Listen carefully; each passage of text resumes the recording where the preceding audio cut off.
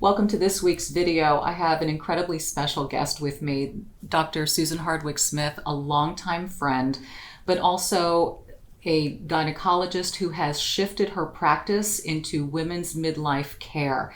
Such an important subject. You asked me about hormones, menopause. We talk about it a lot during Q&A sessions, and I've always been very transparent about my journey and what I take and how things work and how sometimes things have to shift. Mm-hmm. Because of that, and because there is such a growing population in need of this, you started this practice. Tell me about your evolution from a traditional OB-GYN practitioner to now caring for women in midlife. Yeah, thank you for inviting me, and it's such an interesting story. It really started with my own menopausal journey. Right. So I'm 53. You would think that I would be expecting menopause, but I thought I would be the only one it didn't happen to, I guess. So around 47, when I started having the symptoms that most of us know about, like hot flashes, night sweats, I had insomnia, my sex drive went away, I started gaining weight in places that I'd never gained, even though I'm very athletic. I realized that it's not a small thing. I mean, this was a really life-changing thing. There were times that I felt like I was going crazy. I lost my memory. At time I'm seeing patients and doing surgery. It felt very, very scary.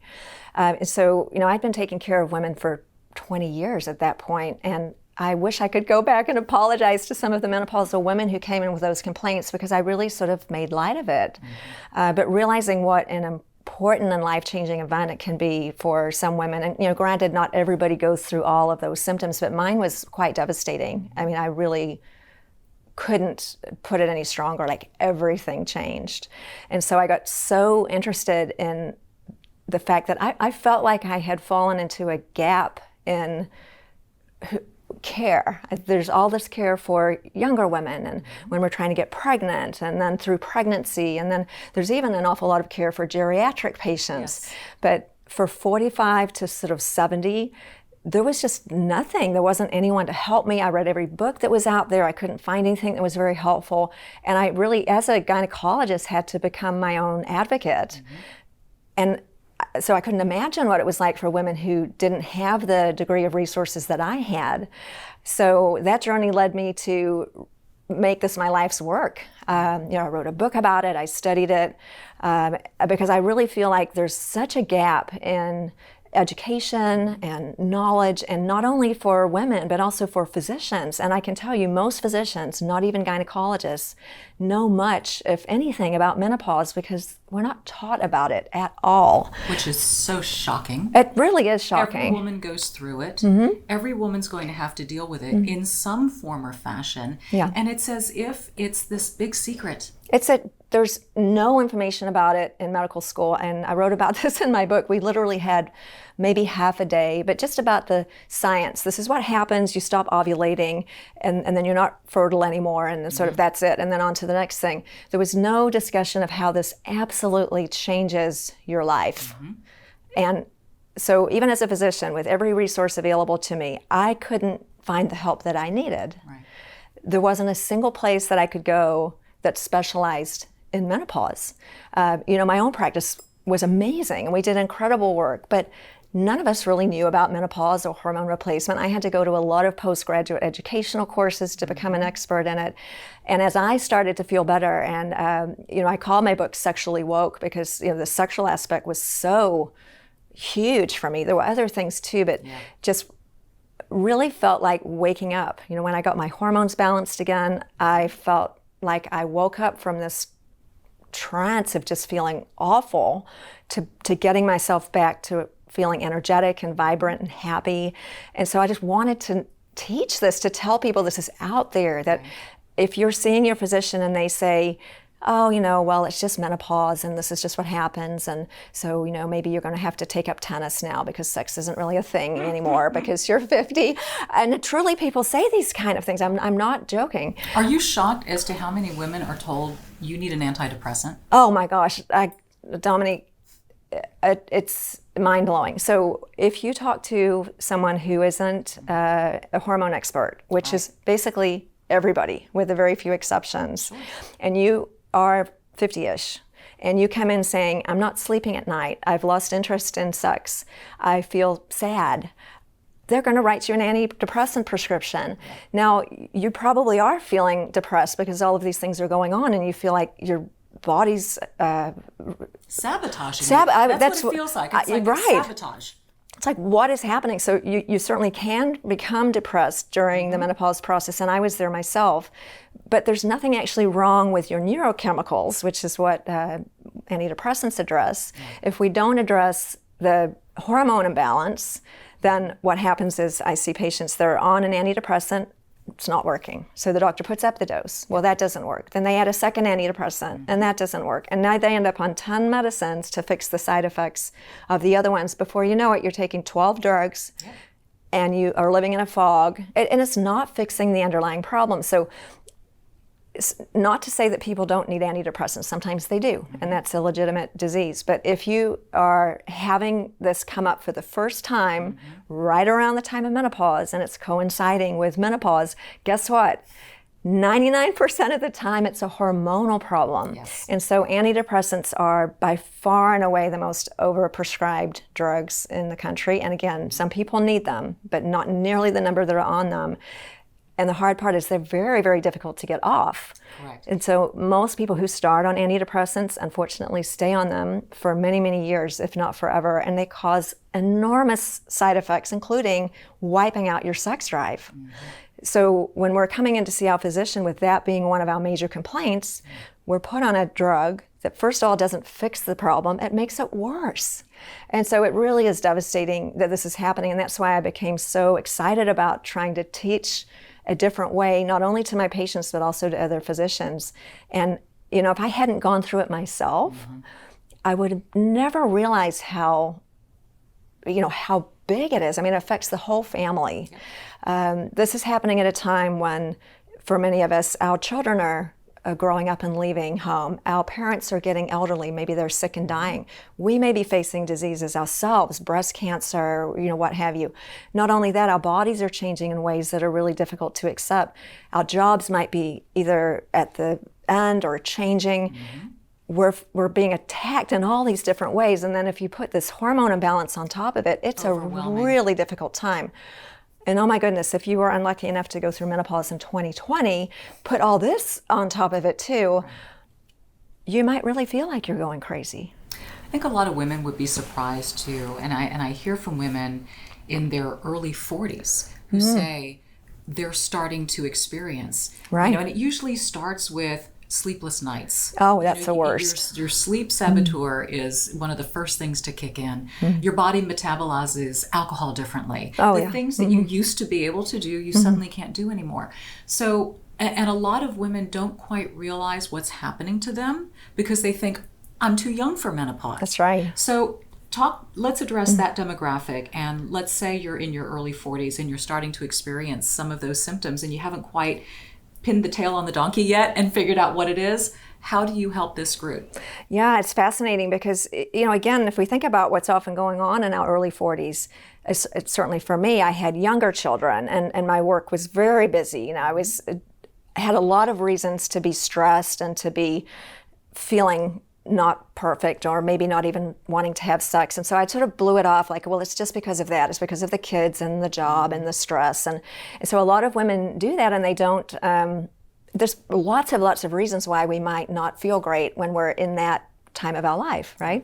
But what's actually going on is we are what we call peri-menopausal. So peri-menopause, it's a vague term that applies to the time between when your hormones were perfect and menopause. And it's a big gap. It could start when you're 35, your hormones start to change. As we know, it's more difficult to get pregnant when we're over 35. It's because our ovaries are not functioning the way they used to. So our hormones are changing and it doesn't feel good. So we start to have these vague symptoms, but we're not really menopausal yet. And so we might go see our doctor in that stage and they say, well, you're stressed, so here, take an antidepressant, or there's nothing wrong with you. I love that one. Like, well, your weight's great, your blood pressure's great, your numbers all look great. You feel horrible. Your blood's. And I've heard, and oh God forbid, I've probably said this to patients when I was younger. Everything looks great. You're fine. And I'm thinking, I'm not fine. I don't feel fine. And it's a very dismissive feeling. Yes. And I think when patients are talked to that way by physicians who they respect very deeply, they start to feel something's wrong with them. And so there's this pervasive feeling that something's wrong with me. My doctor said I was fine, but I don't feel fine. My husband doesn't think I'm fine, and something's wrong with me. And this idea of something wrong with me becomes very secretive. And so we don't talk about it. But if we open up that conversation, which was really what I'm trying to do with talking to wonderful people like you and with my book, is to let people know that there's nothing wrong with you. This is what we all go through, but it's been made very secretive. So, hormones start to change. Sometimes even in our 30s. I mean, gosh, some women go through menopause in their 30s. That happens. So talking to someone who knows about hormones, checking out where your hormones are. And then I talk about hormone optimization. Yes. And I've really had to sort of find the best word, but right now I think that's the best word. We're often told that, oh, your hormones are normal. Well, they may fall into the normal range on the piece of paper, where it's those two columns, right? It's not like frankly abnormal, because those normal ranges are very, very broad, but it's not optimal. So I want to, and I want my patients to feel optimal. So at any age, if you're 35, how do we optimize being 35? Right. How do we optimize being 53? And then what I do now at 53 is going to optimize how I am when I'm 95, which, ladies, those of us who are healthy in this generation, we're very likely to live to be in our 90s or 100. And so what we're doing now is going to help us to have strong bones, reduce Alzheimer's disease. Right. And so we know that optimizing hormones, and this is not fuzzy science anymore. This is absolutely proven science by big journals at reputable universities, that hormone optimization reduces Alzheimer's disease, bone loss that leads to hip fracture, and then that has such a downturn after that happens when we're elderly, colon cancer, I mean, so many things. So yeah, perimenopause is tricky because we often get blown off, Yeah. If you come in frankly menopausal, you're much more likely to get attention because that's easy to diagnose, right? But for those of us who are sort of 35 to 45, and normally it's diagnosed as being something in your head. Right. You need to see a psychologist, and then we go back to that not feeling good enough. Something's wrong with me, and that feeling just cascades down into our sex life, into our relationships. We lose that love and trust for ourselves because we have the secret. We think it's a secret. Something's wrong with me. And when I interviewed, of course, I've interviewed thousands of patients throughout my career just as a doctor-patient relationship, and that's been an amazing source of wisdom. But interviewing patients for my book, I learned that was really something that 100% of us suffer from in some way or another. This something's wrong with me feeling that feels very secretive. So just blowing that open, that you're not alone. You're not alone. It's so big. And that there's nothing wrong with you. There's nothing wrong with you. This is normal. And everybody's version of normal is going to vary. And that's okay, because we're all as unique as our thumbprints. So like you say, some women will go through menopause early, some later. Some will have stronger symptoms, some lesser. But the fact of the matter is we all go through it. That's and right. We all need care, attention, and a listening ear, and a practitioner who's going to be understanding, sympathetic, and also give guided direction That's as right. to what can be done. And I really want to elaborate on this, because there is so much debate and theory as to what's the right way to treat, right? I mean, you know this. There's the traditional method of getting your hormones through a prescription and going to the pharmacy. Yeah. And then there's also the bioidentical version. And people are very passionate one way or the other. And I think there's also maybe a little misconception. Oh, a lot of, right? yes. Yeah. So let's talk about the variances in the types of treatment, and how do you know what's best for each patient? Yeah, that's such a good question. There's so much information out there. I was a traditional OB-GYN, and that takes a lot of time to keep up with. I mean, so much information and studies coming out all the time. And honestly now, just practicing menopausal medicine, that's a full-time job to keep up with. If you're doing 100 other things, there's really no way you can keep educated about what's going on in menopausal and hormonal medicine. So I have no blame at all for physicians that are not educated about this, but they're just simply not educated. So we in some way have to be our own advocates, but going on Google is overwhelming. It's overwhelming for me. So for a patient, we really need someone who's going to be able to hone that down and just explain the big points. So the big points, and I'm a traditionally trained doctor, so I only practice evidence-based medicine. I don't do anything that isn't shown to be safe and proven by studies. And most of us remember back in 2002, that's 18 years ago now, which is a lifetime when it comes to medicine and science. Sure. I mean, everything's changed. But back in 2002, most of us remember that big study that was published and was... Yeah, it was called the Women's Health Initiative, and basically said hormones cause cancer. Everybody has to get off of them. So that became part of our kind of knowledge, and it's sort of what people think, that hormones cause cancer, heart disease, blood clot, stroke, because that's what that study said. Well, long story short, because we could talk about this for hours, but that was 18 years ago, and the drugs that we used in that study are drugs that we don't use anymore, or hopefully we don't use them anymore. Premarin, and I'm just going to tell you this, I see patients who are still on Premarin, and I ask each one of them, do you know where that comes from? And I have never had anyone who say that they know, and when I tell them, they are horrified. Yes. So for those of you who don't know, it comes from pregnant mare's urine. They didn't even try to hide it in the name. So these animals are tortured and so on. I don't want to go into it, but it's not human estrogen. It's horse estrogen, and it does work to mitigate the symptoms of hot flashes, but it also creates all kinds of byproducts that your body has to get rid of. Not only that, it was given by mouth in the study, so it goes through your liver, so we can talk about that. Short story, it was the wrong drugs given to the wrong people the wrong way. And even in that worst case scenario, the outcomes were very minimally, the risk was very minimal. And it was actually mostly to do with the other component in that study called Provera, which is the nastiest, awfulest chemical ever. So please don't ever take that. So these were not bioidentical hormones, they were chemicals. And so the problem was that caused a whole generation of physicians and women to say no thanks, think that hormones are dangerous. Right. And it was, the media loves bad news, right? So that was published all over the place, and front page of Time and so on. Interestingly, in 2017, so 15 years later, the authors of the study actually came out with what was essentially a retraction and said, well, the estrogen actually did not cause breast cancer. It was, anyway. Yeah, it was what was in it. Right. Yeah. So even the authors of that study admit that this was not information that should have been shared in that manner. But, good news doesn't travel as fast. So most doctors don't even know that was published.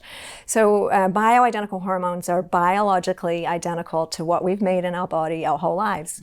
So when we go through menopause, we lose the three major hormones that are produced from the ovaries. Estrogen, and estradiol in particular, that's the one that is responsible for all of the symptoms. Progesterone, which we only make when we ovulate. So when we stop ovulating, we have no progesterone, and that causes a whole bunch of side effects.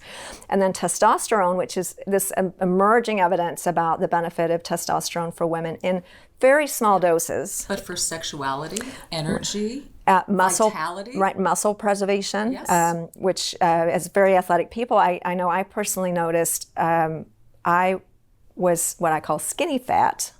So I was just not toned anymore, and I was just felt my arms were flabby and feel squishy, and it's like, why is this? I'm doing the same exercise, and I can't tell you the number of times patients come and tell me, I gained 10 pounds this year. I didn't do anything different. And they didn't do anything different, but what happened was their metabolism slowed down, and that's a real thing. So if you feel that that's happening and your doctor says it's not a real thing, and it's a real thing. It's a real thing. It's a real frustrating thing. Every single woman feels that challenge going through menopause, and when we're invalidated by being told by our physicians that, well, that's not real, you're just eating too much, or you're just, find that's another. To send you over the edge. I know, but and that makes you feel, again, something's wrong with me. Right. But the reality is our thyroid function slows down. You know, I often say our Creator made us to live less than 50 years. Sure. Until 200 years ago, we didn't live till over 50. So this whole living past 50 thing is very, very new. And so our amazing brains have figured out a way to extend life. But unfortunately, some of our endocrine glands, the thyroid and of course our ovaries, and in men, they have their own menopause, which happens a little more slowly, but certainly happens. These parts of our body start to wear out.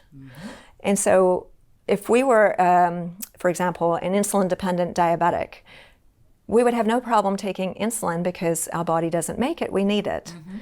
If we have low thyroid, we have no problem taking thyroid because we need it. But for some reason, mostly because of that study, when we have low estrogen, progesterone, testosterone, replacing it, which is very similar, it's a hormone state which is not healthy for our body. We need to replace those hormones to function optimally. We don't function optimally without estrogen, progesterone, testosterone. We don't. And so we can choose to live the second half of our life without these very important hormones that keep us youthful, vital, like you said, keep us interested in sex, which is so important. And you know, I could talk to you about that all day. We're going to get into that in your book. Because you know, when we lose our sex drive, which is a very common thing that happens in our 40s because of hormone change and many other things, we lose a part of ourself. I mean, any time we cut off part of ourself or just deny or X out part of ourself, we're not living in our full aliveness. So I'm just really passionate about living in our full aliveness. We get this one precious life. And if we're living sort of half a life or living in a fog of just the blah and finding no joy in life or in our relationships, I promise you can get it back. We have a saying in our office, she's not dead, she's just taking a nap. Exactly. And that happened to me. I thought I was dead below the waist. I really did. I thought it was just done and over, and turns out it wasn't. No. And it turns out that it can become an awakening. So it is. We'll talk about, because there are so many things that you offer that will lead to that awakening. And it is. It's sort of like, oh yeah, I remember how that felt, or I remember that tingle or that sensation. And it's not dead, it's dormant. Yeah, and it's neat to be able to rediscover that. And I love the fact that there's so much available to women to help in that rediscovery. There's one thing I want to ask you, because I get asked this all the time by women who say, I can't take hormones because I've had cancer, or I've had, hormone-related cancer. Are there women who absolutely should not do hormone replacement therapy, or are there ways to do it? There's something for everyone. Okay. Now, it is true that most breast cancers are estrogen sensitive. So if you have breast cancer yourself, not family history, but if you have a personal history of breast cancer, we would not want you to be on estrogen for a while. Now, that's not to say you can't take it later. For example, if you have a stage 1 breast cancer and you're 5 years out, even most oncologists are perfectly fine with taking bioidentical estrogen. But during that treatment time, we would certainly not want you to be taking something that would stimulate the breast cancer or could increase your risk of recurrence. We used to always say that you could not take estrogen if you had a history of blood clot. Not menstrual blood clotting, but the blood clot you get in your leg, right? Yeah. Well, there's some very good studies now showing that bioidentical estradiol is not associated with blood clot, heart disease, stroke. Those correlations came from taking estrogen by mouth and the way that it goes through your liver, which produces clotting factors. So long story short, we want to take estradiol and testosterone in a non-oral form. And if you think about it, all of our lives, our ovaries were not dumping hormones into our stomach. They were gently releasing it into our bloodstream. And so there's a number of ways to get hormones without putting them in your stomach, because, just think about what's going on in your stomach.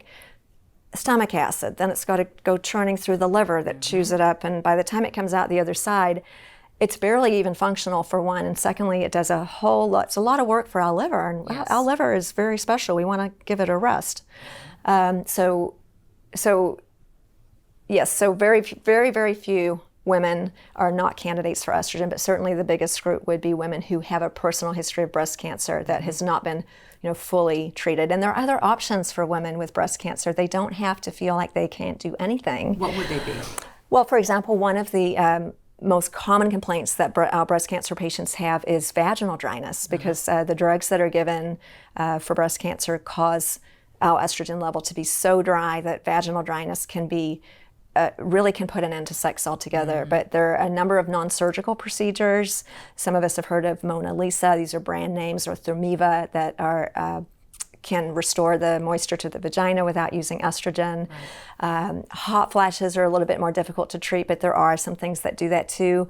Believe it or not, after me talking about antidepressants, there are some antidepressants that can be safely used to help with hot flashes, not the ones that take away your sex drive, because that would counteract. Right. So, having breast cancer is so tough, and my heart goes out to all of us who have, or 1 in 8 of us are going to get breast cancer.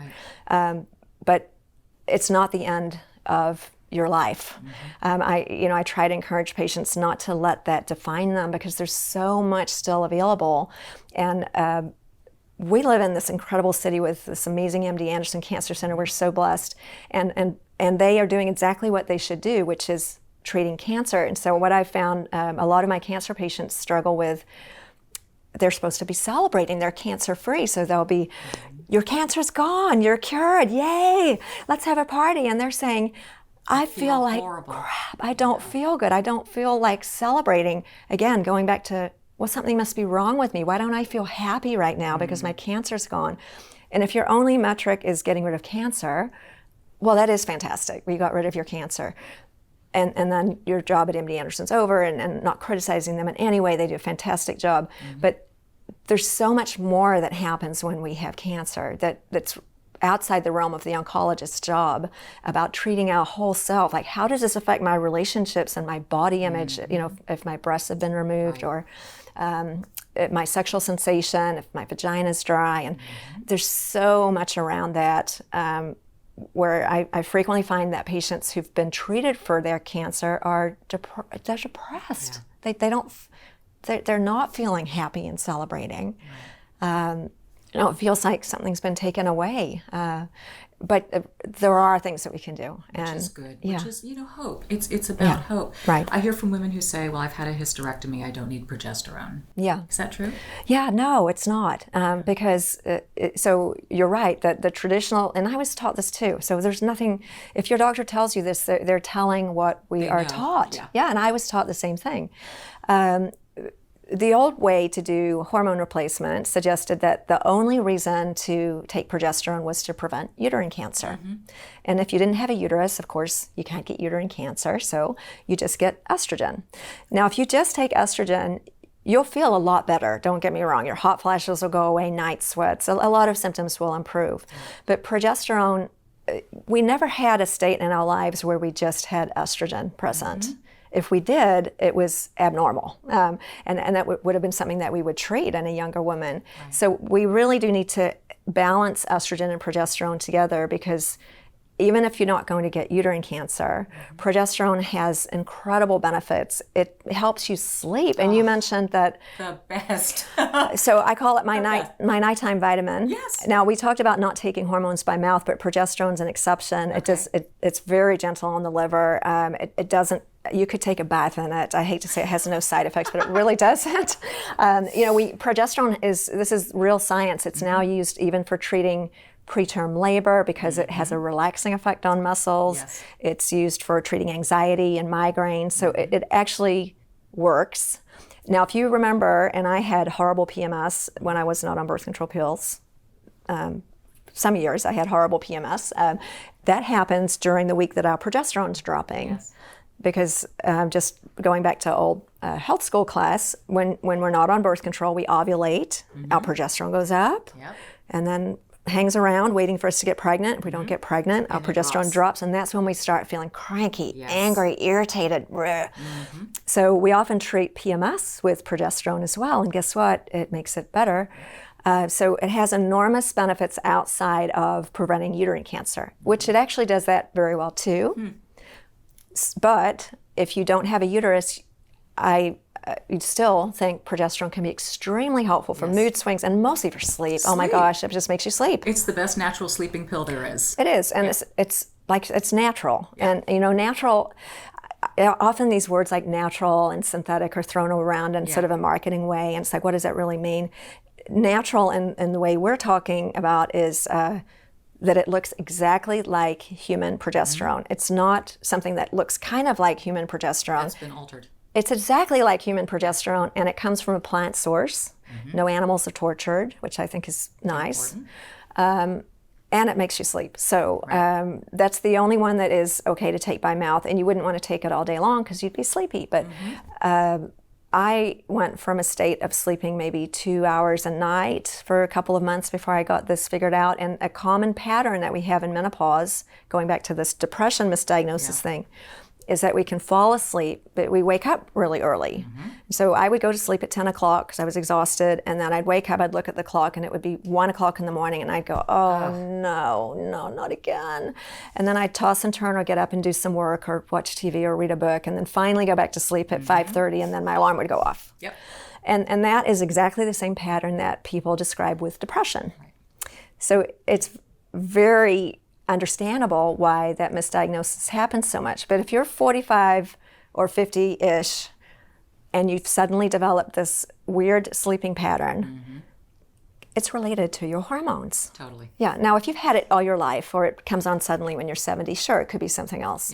But if these things happen around the time of menopause, it looks like a duck, it walks like a duck, it quacks like a duck. It's a duck. I know, right? It's a duck. It's a really mean duck. I know. It's hormonal. And so, of course, there are patients who need to be on antidepressants as well because they have chronic depression. Nothing wrong with that. But the vast majority do not.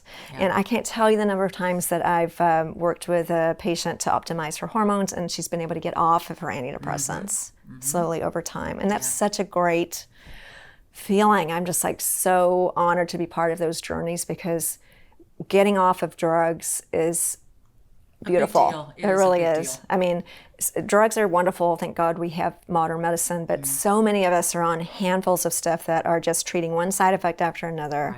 And, ultimately, I always believe that almost everything can be cured with healthy diet and exercise, but we can't replace our hormones that way. We need to take them from an external source. And boy, what a difference it makes. It makes a huge difference.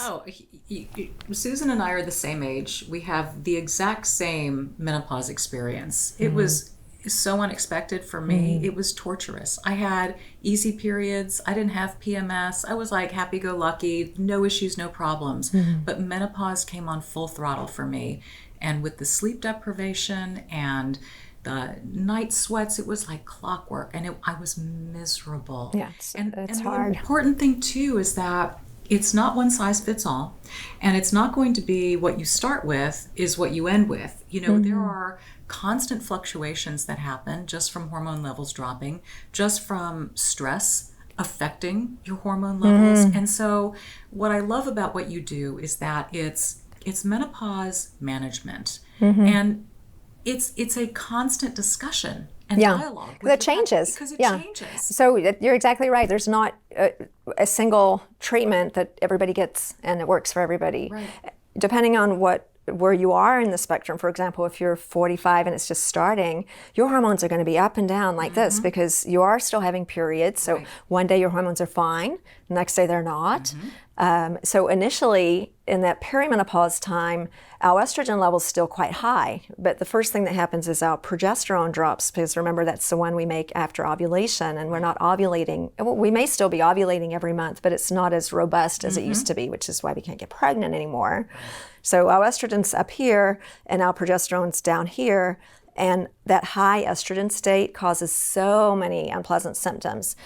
Breast tenderness, water retention, moodiness, weight gain around the middle, heavier periods, ironically. When, of course, menopause, we stop bleeding, but often the time before that, we have heavier and more frequent periods. So it's a transition, and we need someone to be with us by, I wish I had someone with me by my side to walk me through this, because what you need when you're 45 is totally different than you need at 46, 47, 50. because it's changing. It's going up and down in a downward direction. Right. But what you get at 45 isn't what you need when you're 55 or 65, and so it's a constantly changing pattern, which is why checking your hormones is so important. And I actually come from a school where I used to think checking hormones wasn't important, because I figured that, and this is somewhat true, that the patient can generally tell you what her hormone levels are by her symptoms, and that is true. A 60-year-old woman, I know what her hormones are going to be. They're going to be 0. Right. But we still check them because some women produce hormones from other places. Some people can have a testosterone-producing tumor or other things like that. It's important to know what your levels are, because they're different than mine, and there isn't a one-size-fits-all treatment at all. It's very, very customized, and it needs to be. Otherwise, if you've got this dose and that dose available from the pharmacy, what if you don't fit into either one? Yeah. Exactly. We're going to transition because you've been speaking about sexuality throughout our conversation, and I really want to feature your book. And so Susan wrote Sexually Woke, Awaken the Secrets to Your Best Sex Life in Midlife and Beyond. And this is a very research-based book. It is.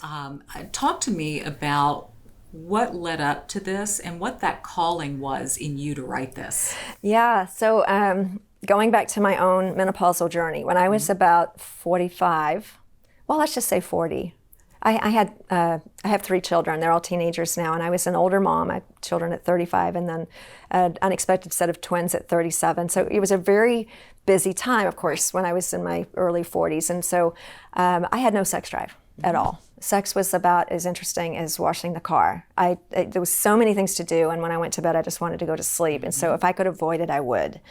And I thought that was normal. And in fact, if normal is average, then it is normal.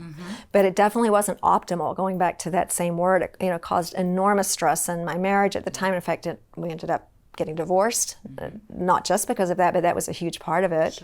Sure. We just disconnected. And the divorce rate goes up. It's very, very high around age 50 because of some of these reasons. So I don't know, I think I convinced myself that it was normal. And so I sort of, as I was saying, just sort of shut that part of my life out. I just said, well, that's just gone. And I tried everything I could not to talk about it and just couldn't face it head on. And my husband at the time and I couldn't even talk about it. It was just such an elephant in the room. But deep inside, I really wanted that back. Right. I really wanted that back. And so I would have patients come into the office and they almost all felt like me. So I felt very comforted by that because we could share stories about how I don't like sex either. And that made us feel less alone. The no sex club. Right. And I mean, it's tragic really because that did make us feel less alone, but in a very sad way. Yeah. Well, then I started paying attention to the occasional woman who would come in with a different story, who was my age or 50 or 60, and would tell me about how her sex life was so amazing and she was so connected to her partner and just everything was wonderful and she was glowing and telling me about life was great. And meanwhile, I was feeling like my life was going downhill fast. And so I thought, I want to be like that.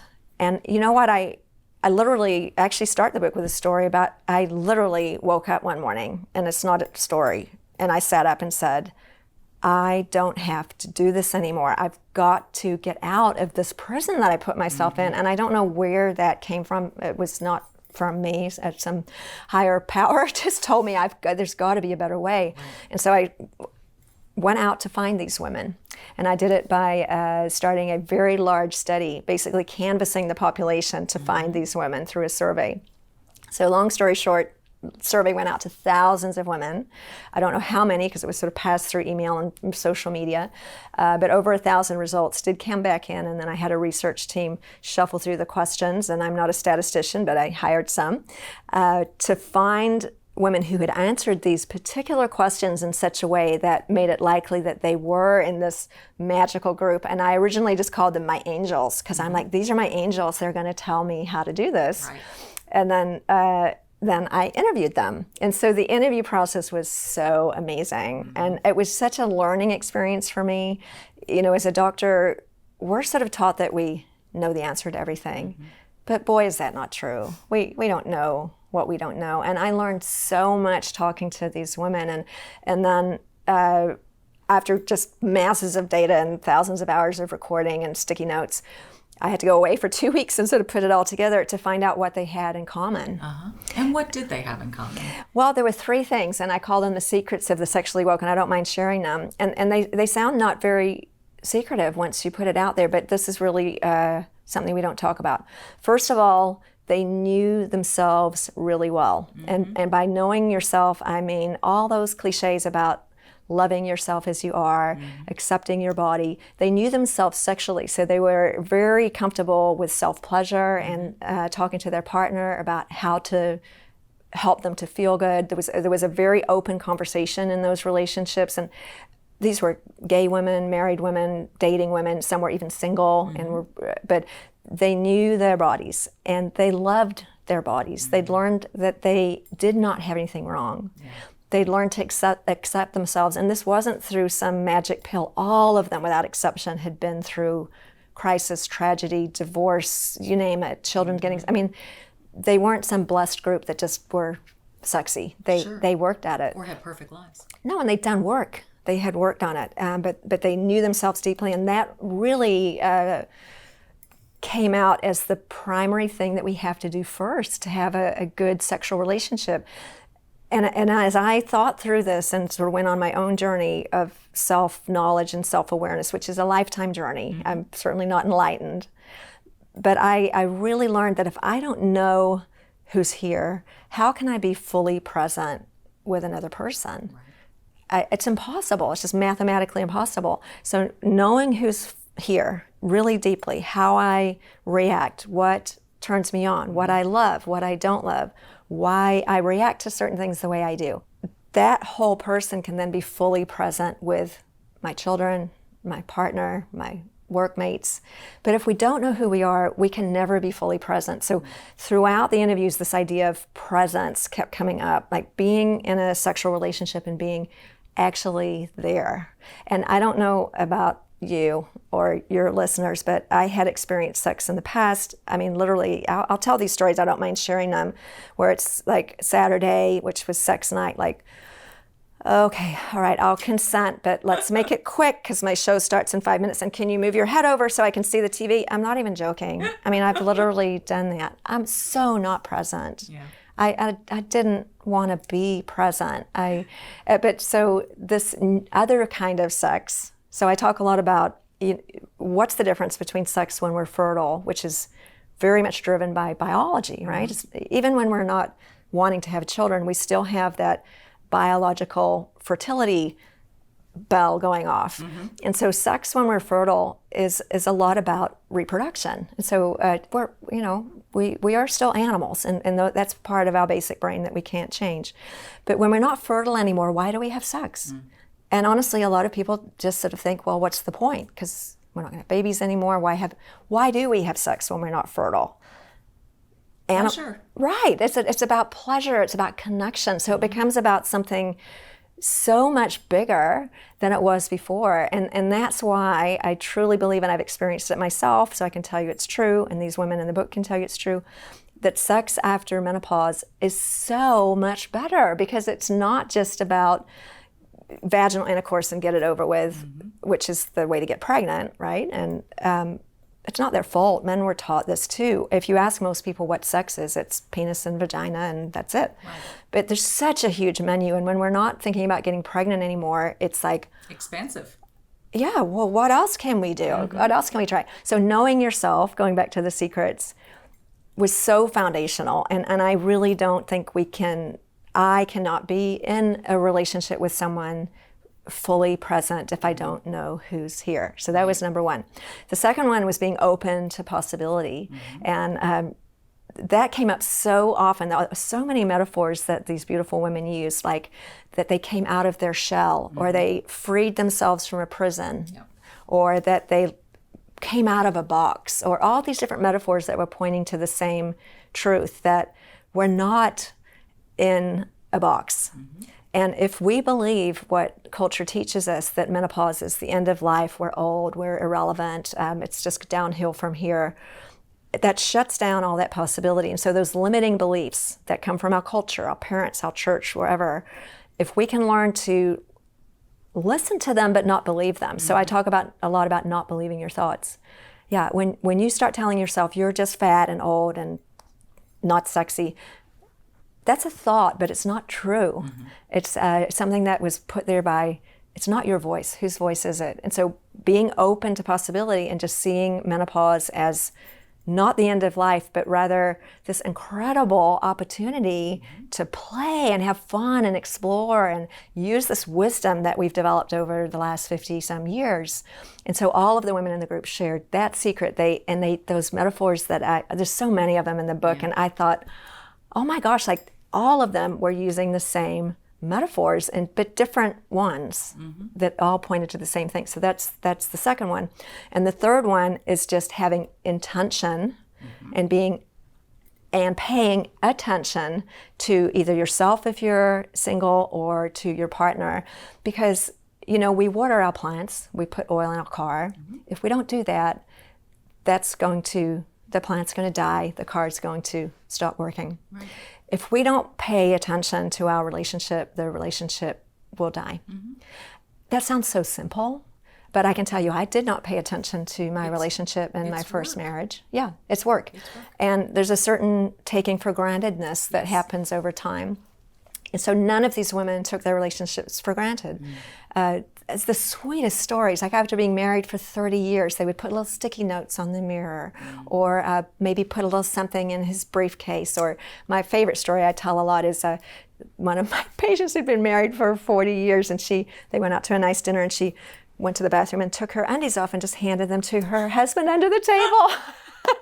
That sends a clear message, doesn't it? But it was at the beginning of the meal, and so it made it set the tone for the rest of the night. The whole evening was just buzzing with excitement, and so I hear these fun things that you can start doing again, so that sex isn't this drag or like, oh, it's Saturday again.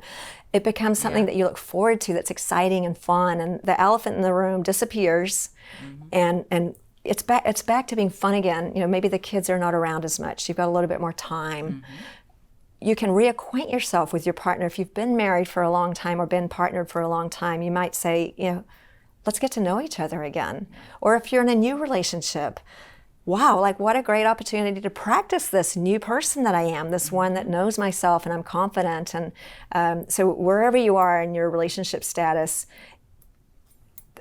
just being intentional about, if it's self-care, we have to be intentional about self-care too. Like they all took time away for themselves. So these were not women who were, bound with their partner and codependent and always having to do everything together. They had their own life that they loved, their own passion. The partner did too. And then there was the third entity, which was the relationship.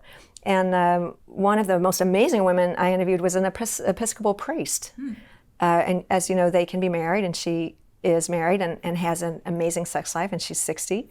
And I didn't know much about Episcopal theology, but she described this way in which that theology sees marriage as having a third, and the third might be child, or it might be creativity, or it might be the relationship itself. So I just thought that was such a beautiful image, that we have to be whole, not clinging or needy, to be able to have a beautiful, healthy sex life. And that's something we get to do as we get older. Very few exceptions, we don't feel whole when we're younger. We don't know ourselves yet.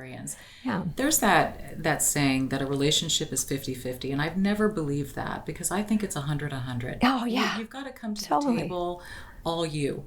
Otherwise, you're not going to find yourself through somebody else. In fact, you run the risk of getting lost through somebody else. That's so true. Right? So that really speaks to what you're saying, and what these women were telling you was that they were fully self-actualized women. That's right. Who knew who they were, knew what gave them pleasure, and they weren't afraid to articulate it. And that's the thing, is that I think as women, and maybe women who've been married for a long time, sometimes they feel like they've lost their voice in the relationship. And you kind of have to dig in your heels and say, you know what, I matter. That's right. I matter in this relationship, and my pleasure matters, and this is what I need. And I think that we forget that saying those things is stimulating to our men. Oh, they love it. They yeah. love it. They respond to it. They're, whoa, she's thinking of me. She's actually thinking about going there. I mean, that's a turn on. You know, it's so hard for men, and you know, to be the only one to initiate sex. I mean, that becomes so difficult, and in so many relationships, in a whatever your sexual preference is, if you're not ever initiating sex, it's very, very hard for the other person. It becomes a real source of resentment. Sure. And so I went through years of not initiating sex. I mean, I might consent, but I certainly wasn't going to initiate it because I really didn't feel it. Would rather not, you know. But now, you know, wanting to initiate sex is such a beautiful gift to your partner because they feel wanted, they feel loved, and I've actually had the experience, you know, now I have my testosterone and my O shot that we could talk about. Yeah. Sometimes I want to have sex more, and we had a funny experience where I'd say, hey, you know, and he said, I'm kind of tired right now. Can we do it tomorrow? And we just started laughing. And I'm like, that feels horrible. Right. And he's like, yeah, it does. You know what it's been like for me. I know, it does feel horrible to be turned down, you know? Because it's a very vulnerable place you put yourself in. But we put our men in that position all the time, and then we wonder why. They feel rejected all the time. And I'm not condoning, you know, having an affair or anything, but we can sort of see why those cliches take place, and that disconnection happens because when you feel rejected and when they feel rejected, or when we do, and our self-worth feels attacked, you know, we want someone to love us and accept us, and unfortunately that does often lead to seeking out another person to provide that. And I, again, not condoning that. We always hope that we can retrieve the relationship before then, but I agree. Here's sort of how I felt. Like after 18 years, it would just sort of feel weird to suddenly change things and show up in a negligee with a vibrator and be like, but you know what? Because it would be weird. Right. But hey, why not? I mean, I say someone has to go first. Yeah. Good point. And maybe you have to go first. Mm-hmm. Maybe your partner is too scared. Maybe you're too scared. But what do you have to lose? Besides yourself. Right, and maybe your relationship. Mm-hmm. And a lot of it is about forgiveness because the number one libido killer is resentment. Yeah. And if we've been in, and that's true in my study, the number one libido killer apart from hormones was resentment. If we've been in a relationship where there's been this disconnection around sex, there's a lot of unspoken anger on both sides and nobody wants to connect. So forgiveness, and I love pulling that word apart. Forgive, like giving first. Mm-hmm. Just go first. Go first. Do it. I mean, what do you have to lose? If he doesn't like it, well, you've shown your full self, and if someone doesn't accept your full self, then you have to deal with you've got to renegotiate the relationship, right? And that's not an easy thing to do. But don't be anybody less than your full self. Yeah. You know, we're so big. We're so much bigger than that box. You know, we're actually infinitely big. And please don't let anyone put you in a box. You have the key to that box. And when we can become this person that I'm evolving into now, which is so much more free and joyful, and I can give more to others too. It's not selfish. A lot of us are trained to think it's selfish. It's not. You can give more to others. Absolutely. Yeah. I've always stated that about self-care, and that I want to completely erase that misnomer that self-care is selfish, because it's not true. When you invest, it's like banking. The more you invest, the more your interest compounds, the more you're able to dole out to others. And it's true, you must take the time and the care. And I think, sadly, we put ourselves in our own boxes. We really do. We make the biggest mistake of having a limited and limiting mentality to say that that's it. That's all I'm worthy of, or that's just my lot in life. Yeah. And we limit our potential, and we must unleash that woman within. That's right. Yeah, the box isn't real. I talk about that a lot in the book, and I have lived in my own limiting box. So for most of my life, and most of us have. Mm-hmm. But when we realize that the box isn't real, and you can start seeing what's on the other side of those walls, oh my gosh, does it get exciting? And there's so many things we can do. So I want you, because this is one of the things that I love about your practice and what you've set up, is that there are so many things that we can do.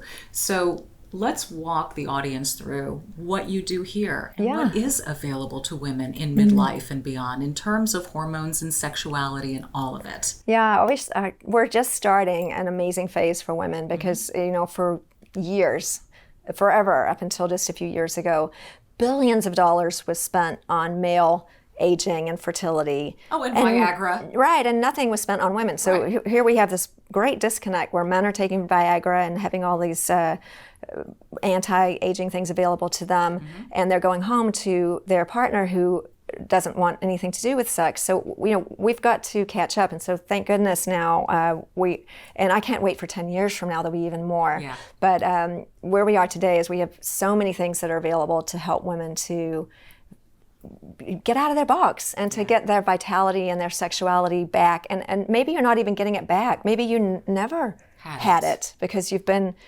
stuck in this world of limiting beliefs.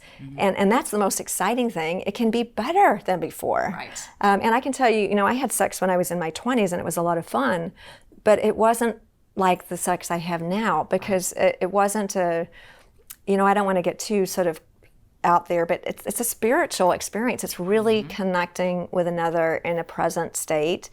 Just having sex is fun. Anyone can do that. Right. Animals do that. And it's fun if both parties consent. But this is a whole different level. So what we do here is, first of all, I see patients usually for an hour at a time. We're sitting in my waiting room right now, but people don't sit in my waiting room very long. The most time in the waiting room. Probably than anybody, right? So because I believe that your time is as important as mine, if not more. I don't believe that doctors are above and patients are below. The whole mentality of being sort of a hero treating a victim. I don't practice that way. It's two women sharing heart to heart, and I have some knowledge about a certain thing, and you have a lot of knowledge about your expertise. So if you come here, you have my undivided attention. I don't have patients waiting. We start on time, we end on time. I rarely do people wait more than just a few minutes. Now, you and I both tested negative for COVID yesterday, so we're able to sit like this, but of course we normally wear a mask in this environment, but we sit on a couch and we talk, and we might talk for an hour. If you get your annual exam, and I do annual exams here, but in traditional medicine, I'd have a 15-minute time slot for that.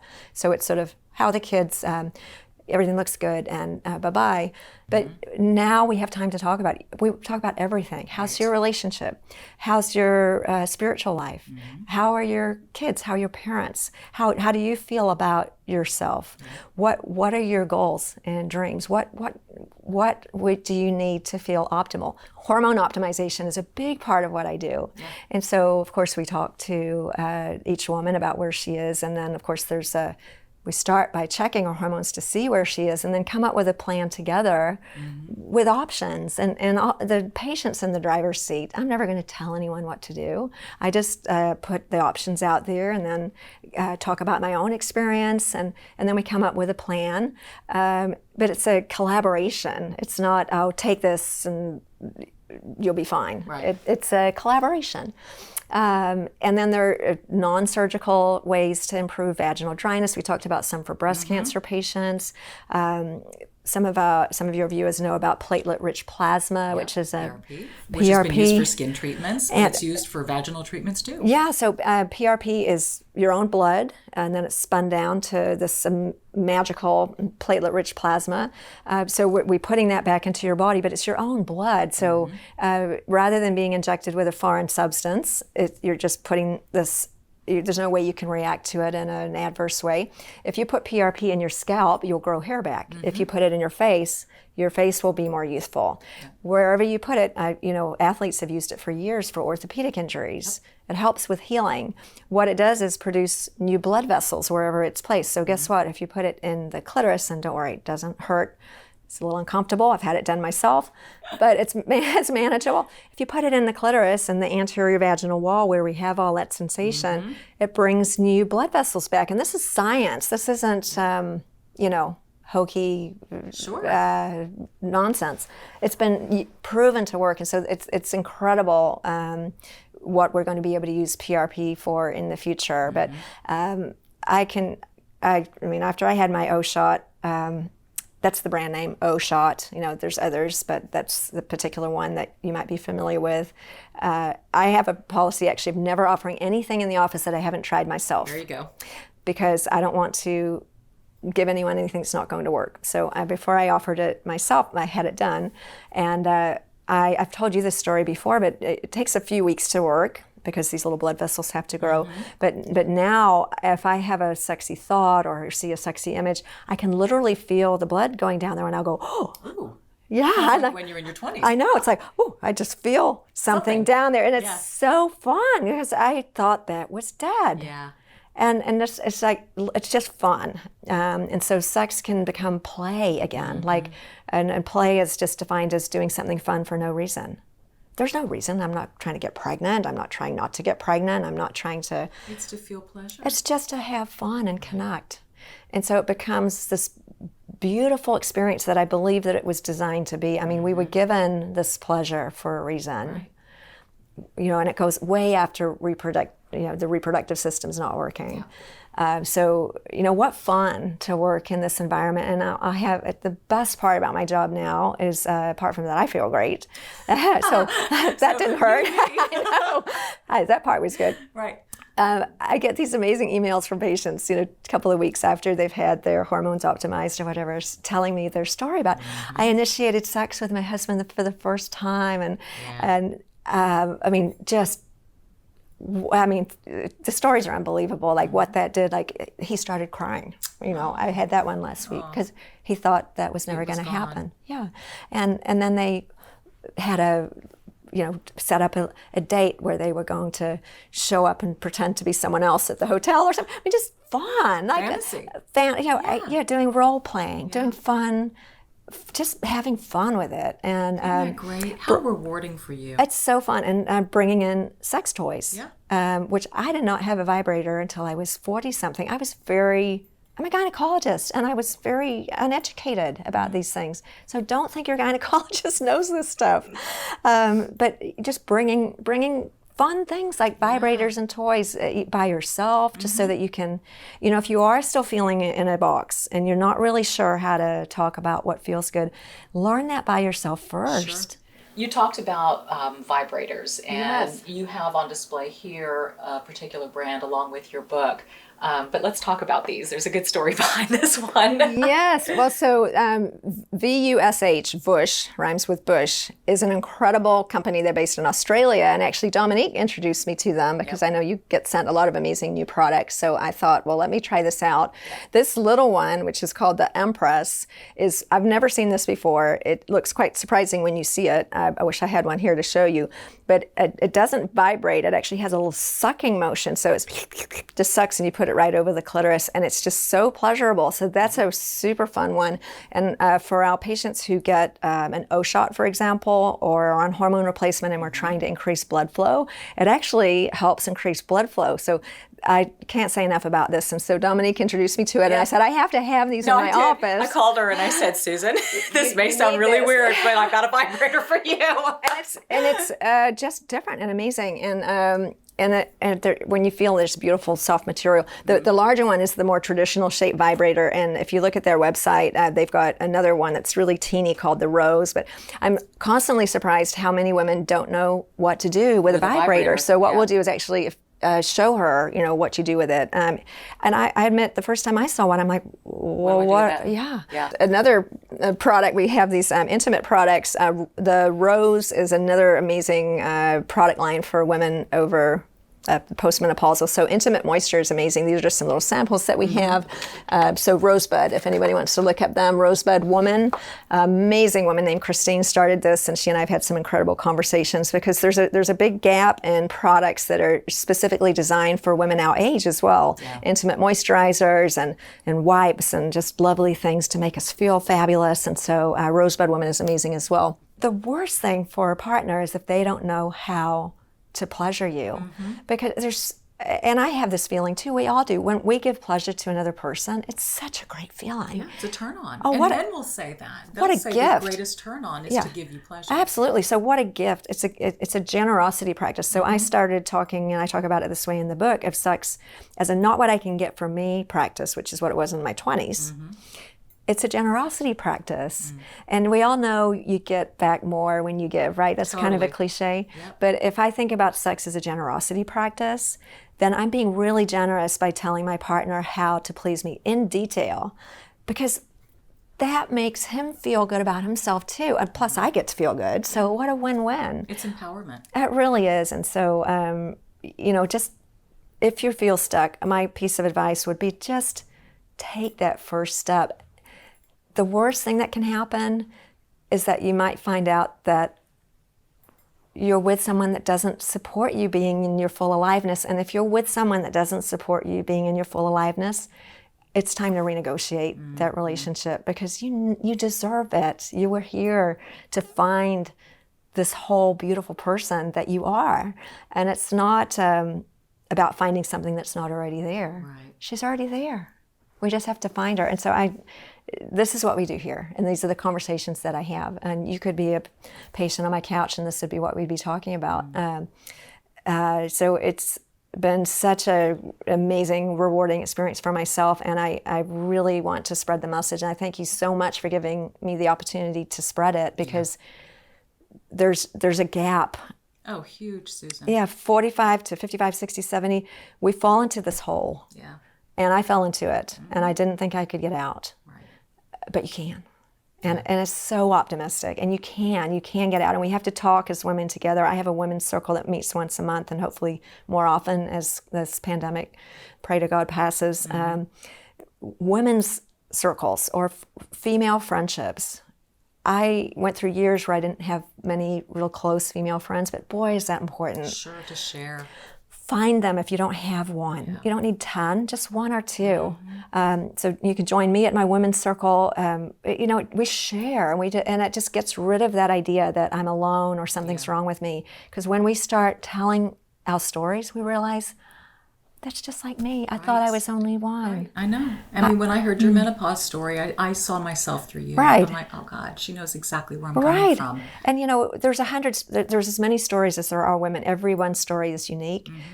And we share so much in common as well. And it's so beautiful to find out that limiting story, that something was wrong with me and I'm the only one and it's a secret, is just blown open. And I love Brene Brown, like all of us do, that shame cannot exist in the light. And so that whole shame about not being sexy anymore, or maybe I'm overweight, or I'm not good enough, or all that shame gets blown open when we talk about it. And Brene was such an inspiration to me. Oh my goodness, if you haven't read her books, please do, because she really started this movement with just speaking our shame out loud. Her TED Talks are great. Oh, amazing. Yeah. And she's a Houstonian. You probably know she lives right here. Right. So we're so lucky to have her in our neighborhood. But that's my advice. You are already perfect. And I'm not talking about how you look or how you... We're made perfect in God's eyes. We are. We need to remember, accept and respect that about ourselves. Yeah. And it's a process, and we were given all the tools that we need. That's we just right. have to use our tools. Yeah, and that doesn't mean if I accept myself as and I've had this question a lot, if I accept myself as I am, does that mean that I'm going to just become a blob and not try to work out anymore or not try to keep myself looking pretty? Of course not. Accepting myself as I am right now might mean accepting that I'm 300 pounds today. But I don't have to stay there. Exactly. Starting from a place of acceptance and self-love, I'm 300 pounds today. And that does not define me. Right. So for example, when people say I am fat, it's like, no, you are not fat. You just are carrying some fat. That's not who you are. Right. These are labels that we put on That's ourselves. Right. And so acceptance doesn't mean not taking action. In fact, quite the opposite. If we start from a place of acceptance, then we can take action from a place of seeing what's actually here, instead of taking action from a place of fear, or that from a place of listening to that limiting voice, of feeling like we need to be some other way, so life is short. We've got this one precious life, and I lost a good part of it in that fog myself, and I'm so grateful to be, and it's a lifetime. it's a lifetime of learning. It's a journey. I'm on the journey. I'm so glad that I'm on the journey. I'm not in my box anymore. I'm on a path forward. And so my wish for everyone is that she can find her path, not the path someone else told her to take, but her own. It's your own. It's her own. And if we're lucky, our partners will go on that path with us, because if someone supports you living in your full aliveness, they really love you. Right. And that's unfortunately not always the case, and that's okay. That's okay too. You just have to figure it out, but you have to move forward. Right. Right. You've got to put yourself in motion, and I am so grateful for this shift that I'm seeing in terms of wellness, and practitioners like yourself validating this group and this transition, and letting women know that you're okay, it's okay, and there is help. That's so true. And it is. And it's, featuring you and letting this audience hear what you're saying.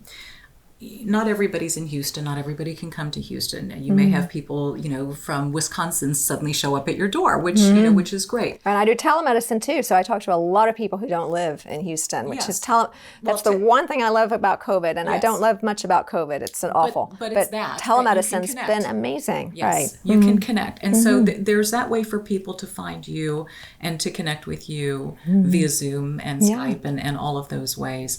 But I think too, women really need to dig in their heels, and if they feel that they're not getting the help that they need from their practitioner and they're not being heard, that it's not one shot and you're done. Right. There are many, and you need to go out there and you need to keep hunting and looking and searching finding until you get the answers that you need to feel good about who you are. That's exactly right. And it's a shame, and it's a shame that that's the state of medicine that we have at the moment. But don't let anyone tell you, whether it's your partner or your doctor, that there's something wrong with you, or or invalidate what you're experiencing. And unfortunately, seeing traditional doctors, if you're only given 10 minutes, you're not going to have time to make that connection.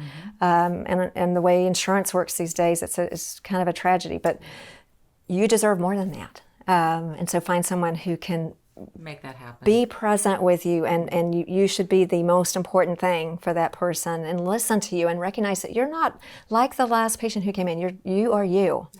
And there are, hopefully, I pray, more places like this that are going to emerge as I think so. Yeah, it's got to happen, because women are. We have a new vice president who's a woman. I mean, the world is changing, and women are starting to not accept being put in boxes anymore, and we have to take responsibility for that too, because we put ourselves in our own boxes. Those limiting beliefs, we've got to listen to them and say, no, thank you. I don't have to do that. That's right. Yeah. Thank you. Yeah. I'm so happy. I'm so happy that I found you when I did. And I'm so happy that you branched off and you saw this incredible void that needed to be filled in terms of a practice and in terms of writing a book about women's sexuality in midlife. You are changing the game. I'm going to end with this funny old joke of, what did the woman in midlife say to her husband after sex? What? Beige. We should paint the ceiling beige. Totally, yes. So there you have it. Yeah. Been there. Yep. Yeah. Thank you, Susan. Thank you. That's hilarious.